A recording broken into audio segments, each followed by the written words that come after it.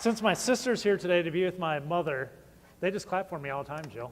I've finally succeeded in life, and everybody claps for me now when I come on stage. It's a wonderful thing. So happy Mother's Day, everyone.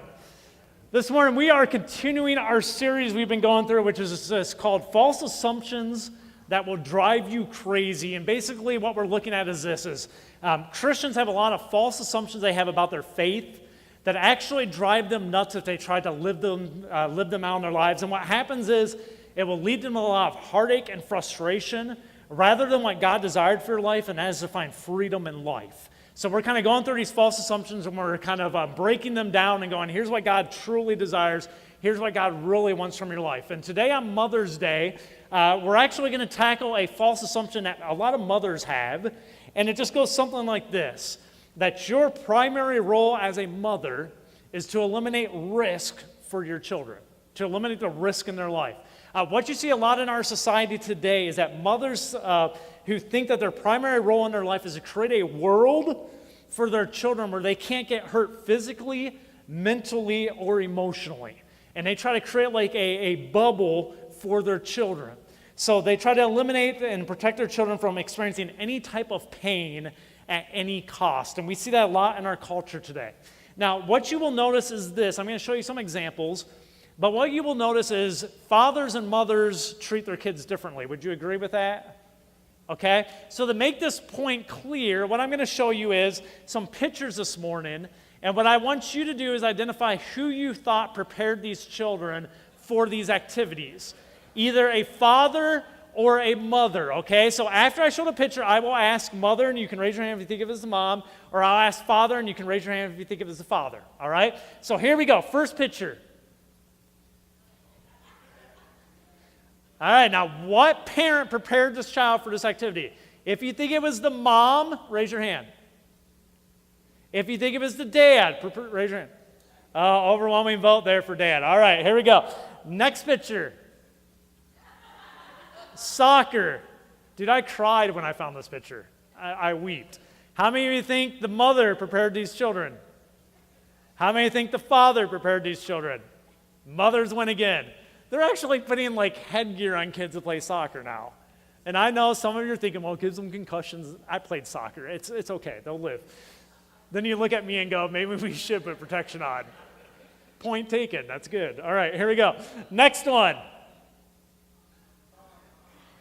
You're not supposed to say it. We're voting here, people. Don't influence the crowd. All right, how many of you think dad? How many of you think mom? I would say you're right. Okay, I'm with you. Here we go. Next one. How many of you think mom was part of this activity? Christy. Well, maybe you would have been. All right. How many of you think dad? And if you look real closely, you can see the dad back there, and you can tell he has a smile on his face. Okay? So dad, typical dad back there. Okay, next one.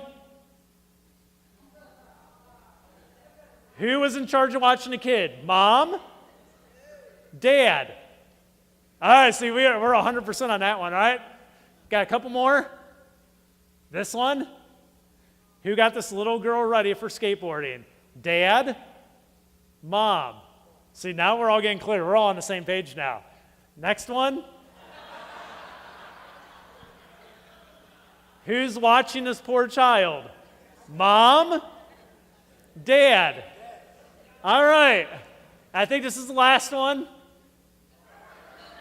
You know what that kid reminds me of? It reminds me of A Christmas Story where she sends him out in the snow and he's all like walking down the street. All right. Who got this kid ready? Dad or mom?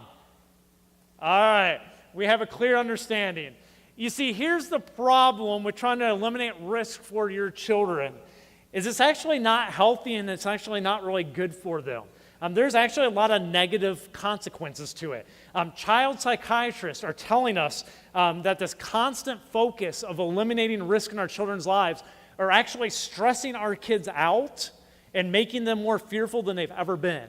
That they're just constantly in a state of stress, and so are the parents as well, because they feel like everything needs to be feared in life and they need to be scared of everything because their parents want to protect them from everything.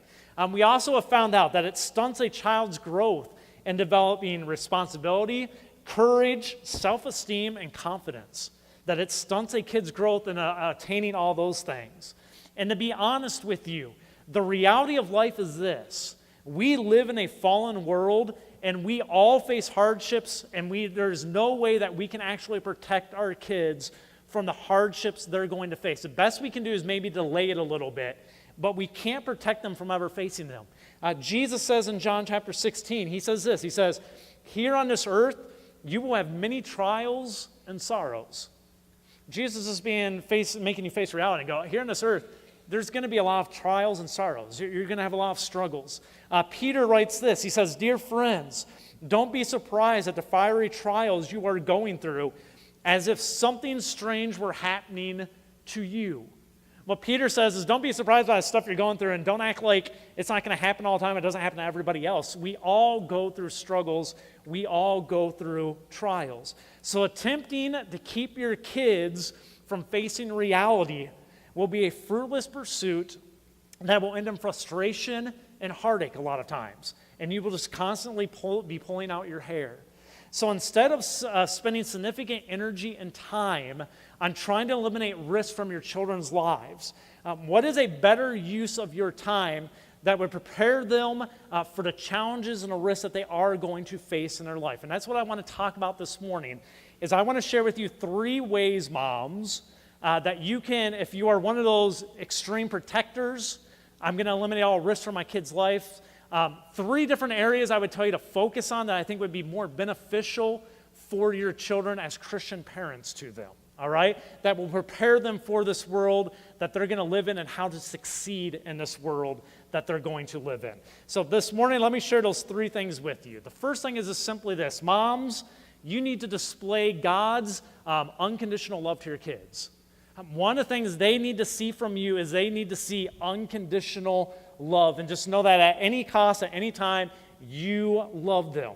And I would say this, moms, you are uniquely gifted to display this type of love to your children.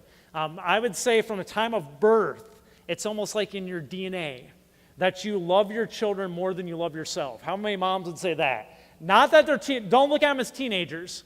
Remember back when they were born. How many of you love that little sweet baby in your arms more than you loved yourself when you had them? Okay? Moms relate to this. This is something that's in you. It's part of your DNA. A great biblical example of the love moms have for their children, this unconditional love. It can be found in 1 Kings chapter 2. And what happens is there's these 2 ladies that come into a court before a king to have kind of this thing heard. And here's what this says. I'm just going to read it to you because it's too long. I didn't put it up on the screen. But just listen to the story. It says this. It says, please, Lord, one of them began. This woman and I live in the same house. I gave birth to a baby while she was with me in the house. 3 days later, this woman also had a baby. We were alone. There were only the 2 of us in the house. But her baby died during the night when she rolled over on it. Then she got up in the night and took my son from beside me while I was asleep. She laid her dead child in my arms and took mine to sleep beside her. In the morning, when I tried to nurse my son, he was dead. But when I looked more closely in the morning light, I saw this wasn't my son at all. Then the other woman interrupted. It certainly was your son, and the living child is mine. No, the first woman said, the living child is mine, and the dead one is yours. And so they argued back and forth before the king. Then the king said, let's get the facts straight. Both of you claim the living child as your own, and each of you says the dead one belongs to the other. All right, bring me a sword. So a sword was brought to the king. Then he said, cut the living child in 2 and give half to one woman and half to the other. Then the woman who is the real mother of the living child and who loved him very much cried out, oh no, my lord, give her the child. Please do not kill him. But the other woman said, all right, he will be neither yours nor mine. Divide him between us. Then the king said, do not kill the child, but give him to the woman who wants him to live, for she is the mother. All right? The reason the king could so easily see that is he could look and go, that's mom because she loves him more than she even loves keeping him. And she wants him to survive. And I know that's the real mother because I can see her true love for that child, okay? This is a great illustration of a mother's unconditional love for their child. The reason this is so vital for mothers to display God's unconditional love to their children is because when your children face ugly times and ugly realities of this world, they need to know there's a place that they can run to where they will be loved without question. Kids need this. They need to have a stable foundation to stand on when everything else in this world seems to be beating them up. It is vitally important, moms, that your kids know that you love them unconditionally. And that's by telling them in words. That's by showing it in actions. That does not mean that your kids can't be wrong. It doesn't mean an acceptance of every behavior they have. But it does mean they know without question, my mother loves me. Because we all know they will live in a world where it gets tough, where people say awful things to them, where they deal with stresses through their teen years and stuff that are hard. And they need to have a safe place that they go to and go, when I go here, I'm loved. And that needs to be around their mom, that they feel that. And that becomes that foundation, that stable thing they have in their lives that they can sit on and go, I can just be who I am and know I am loved without trying to put a mask on. All right? I say this oftentimes. I worked with teens for a decade up in Detroit. And the kids that did not come from homes that had moms that they actually felt loved them, where they came from very stable homes and stuff like that, and moms that had checked out and weren't around a lot, you could literally see the kids almost go insane. And the reason is they had no place in their lives that was a foundation where they could feel like themselves and know they could be accepted. And if you think about your teen years and even in your adult years, if there's never a time that you can ever just unwind, do not go nuts, right? The stress just starts tearing you apart. Julie and Dan, you work with troubled teens all the time. You probably see this all the time, right? When they do not have a place that's stable, that they know they're unconditionally loved, they start to go nuts because the stress tears them apart. And so this is vital that moms, you create an atmosphere in your homes of unconditional love for your children.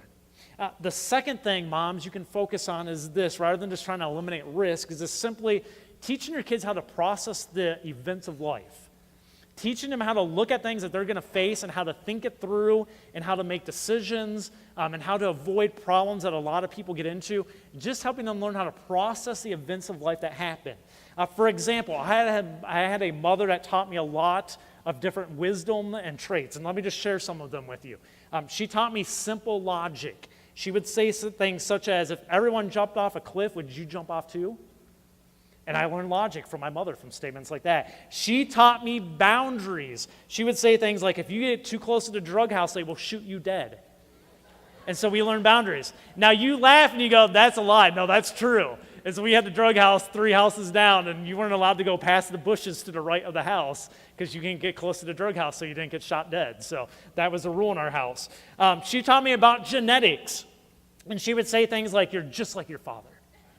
And she taught me genetics. She taught me about anticipation, and she would say things like, just wait till your father gets home. And you learn to anticipate that, like, I can't wait for Dad to get home. This is going to be wonderful. She taught me humor when she would say things like, if you would just come over here, I can slap that smile right off your face. See, she's laughing because she remembers that one. I got that one a lot, all right? She taught me religion when she would say things like, you better start praying now, that comes out of the carpet. All right, and that's where I learned my first references to religion and praying. She taught me the circle of life when she would say things like, I brought you into this world and I can take you out of it. And I learned that whole process, circle of life. And she also taught me justice when she said, one day you will have kids and I hope they turn out just like you. Then you will see what it's like. And now I have liberty. And justice is going to be fulfilled. All right, so justice will be shown to come to fruition in my life. But seriously, moms, you need to teach your kids how to process the events of life. Have you ever thought, if I knew now, or if I knew then what I know now, my life would be so much better?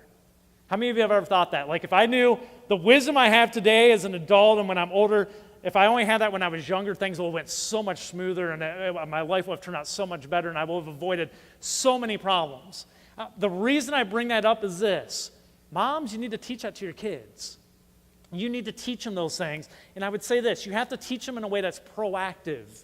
You need to look and go, before they face those challenges, you need to already be talking to them and granting them wisdom and going, here's how to view those challenges. here's how to think these things through, and here's how to avoid some of the pitfalls. Now, will your kids take every word of advice you have and put it into place? No. Some kids do. That one, different. But no. The thing is, if you are proactive, though, you can help your kids navigate the struggles they are going to face in life. The problem a lot of parents make is this. They wait till the problems hit and then try to navigate them through it. Okay?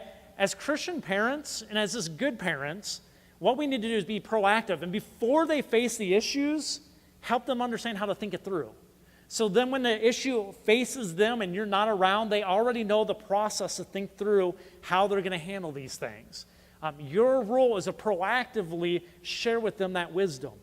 Proverbs chapter 6, it says this, and it talks about the influence of a father and also a mother's advice and instruction and how it benefits a child when they get older. It just says this. It says, "My son, obey your father's commands and don't neglect your mother's instruction. Keep their words always in your heart." So for those of you that are kids sitting here right now, you need to read this part and remember this, that you need to listen to your mom and dad, and there is some value you can get from their words. Then he says this, "Tie them around your neck." He says, "When you walk, their counsel will lead you."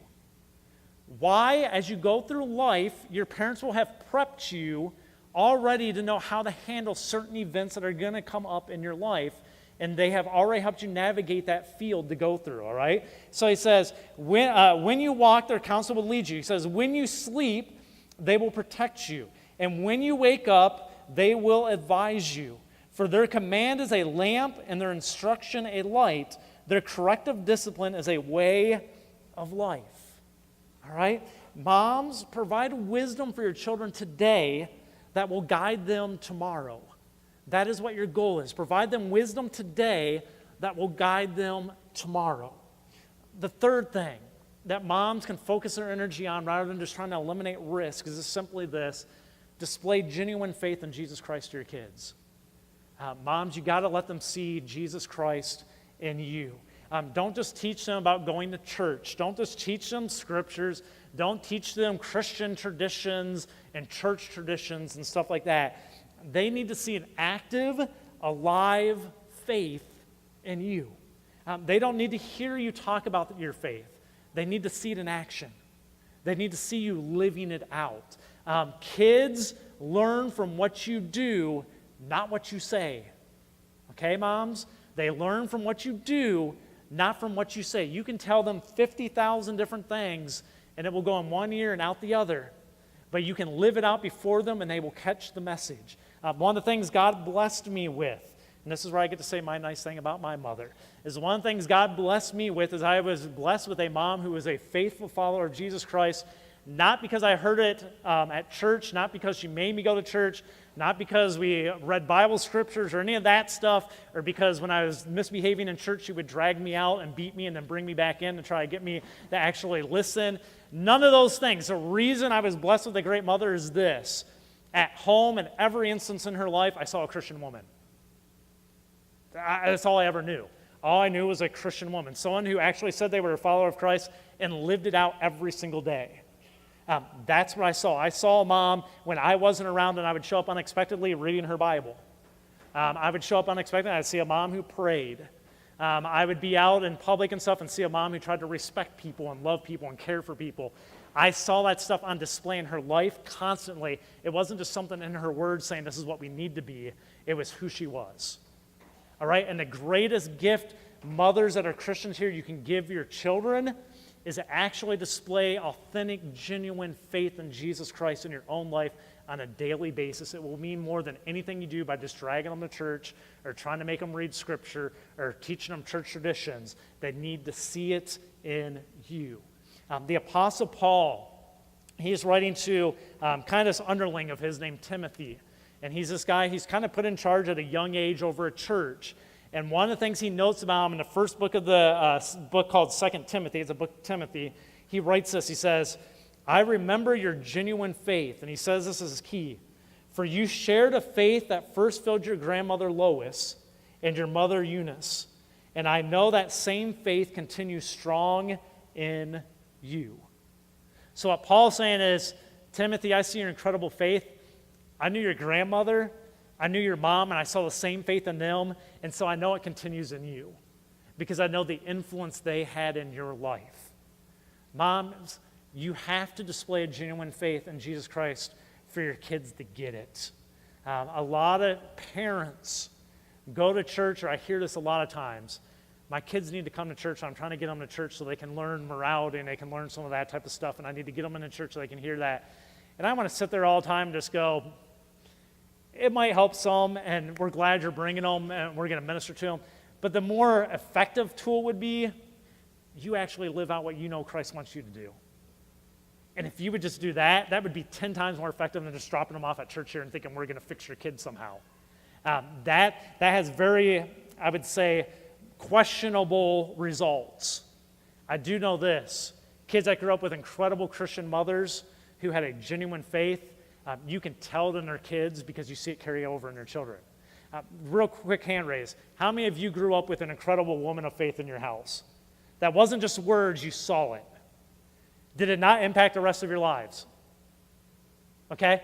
You live it out. Typically in that case, you have kids that are good. Now, I don't know what my sister's laughing about. Probably referencing back to my journey to find out, but I saw you laughing, so it was mocking me. So somehow I know my sister was referencing, he went through some really tough times. That's okay. But I turned out good. Why did I turn out good? Because I had a solid mom, a solid dad, and then I met my beautiful wife, Autumn, who's an incredible mother to our children. See how I get brownie points? That's how you do it, gentlemen. That's how you do it. So if you can just become a minister and then over time where you can be on stage and compliment your wife that way, good brownie points. Okay, so anyways, that is where you can focus your attention. So moms, your role is not to eliminate the risk from your kids' lives. That should not be your goal of your parenting, but rather to prepare them to handle the world they're going to live in, to prepare them for the things that are going to come that they're going to face so that they can navigate through it well and they can navigate it through with their faith. That is your role. You have a unique opportunity, mothers, to impact your children's lives in ways that no one else ever will.